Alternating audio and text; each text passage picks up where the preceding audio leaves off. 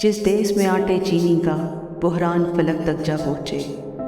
जिस देश में बिजली पानी का फुकदान फलक तक जा पहुँचे,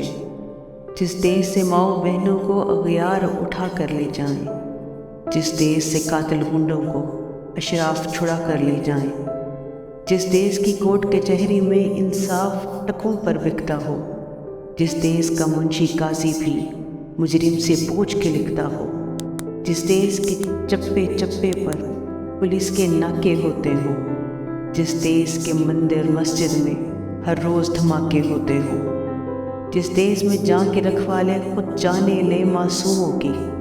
जिस देश में हाकिम जालिम हो सिसक न सुने मजबूरों की, जिस देश की आदिल पहरे हो आहें न सुने मासूमों की,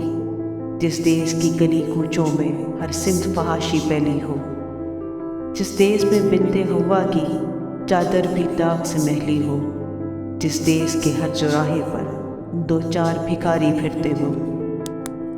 जिस देश में रोज़ जहाज़ों से इमदादी थैले गिरते हो, जिस देश में गुर्बत माओं से बच्चे नीलाम कराती हो, जिस देश में दौलत शुरफा से नाजायज़ काम कराती हो, जिस देश के ओहदेदारों से ओहदे न संभाले जाते हो,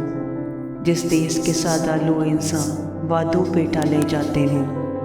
उस देश के हर एक लीडर पर सवाल उठाना वाजिब है, उस देश के हर एक हाकिम को सूली पे चढ़ाना वाजिब है।